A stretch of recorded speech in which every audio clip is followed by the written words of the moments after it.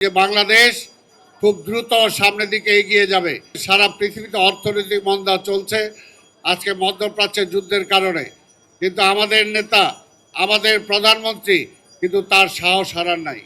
তিনি সাহসের সাথে বলিয়ান হয়ে কিন্তু সামনের দিকে এগিয়ে যাচ্ছেন। হিন্দু, মুসলিম, বৌদ্ধ, খ্রিস্টান আমরা সবাই মিলে একটা পরিবার।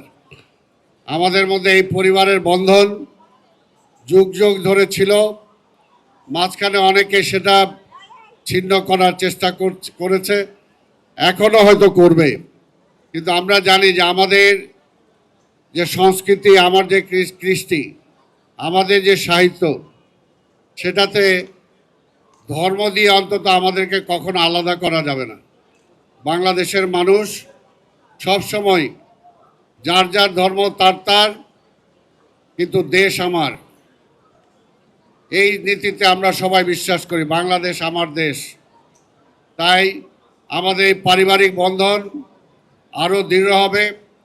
এবং আমি অন্তত এটা বলতে চাই আপনাদের কাছে যে আপনাদের এমপি হামিদুর রহমান হামিদ এবং আমি তো প্রশাসক হিসাবে আছি ঢাকা মহানগরীর, এবং আপনারা যদি ভবিষ্যতে আমাকে নির্বাচিত করেন তাহলে আমরা দুইজন মিলে অন্তত বলতে পারি, অন্তত বাকি যতদিন আমরা আছি আপনাদের পাশে আছি, আপনাদের সুখে দুঃখে সবসময় আপনাদের পাশে থাকব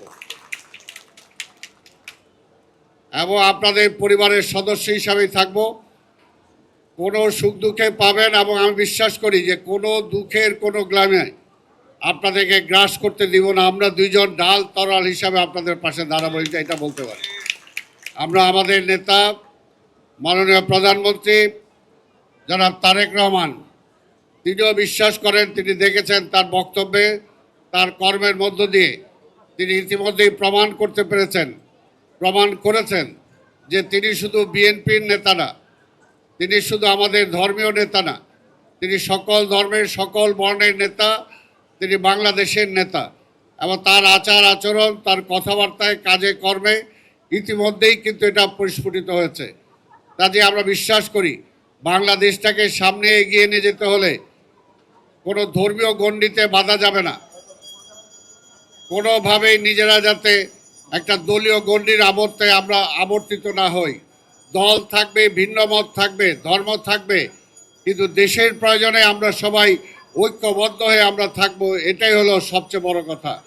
এই স্পিডটা যদি আমাদের মধ্যে থাকে, আমি বিশ্বাস করি যে বাংলাদেশ খুব দ্রুত সামনের দিকে এগিয়ে যাবে।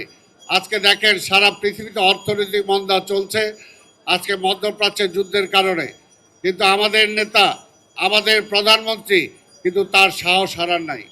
তিনি সাহসের সাথে বলিয়ান হয়ে কিন্তু সামনের দিকে এগিয়ে যাচ্ছেন।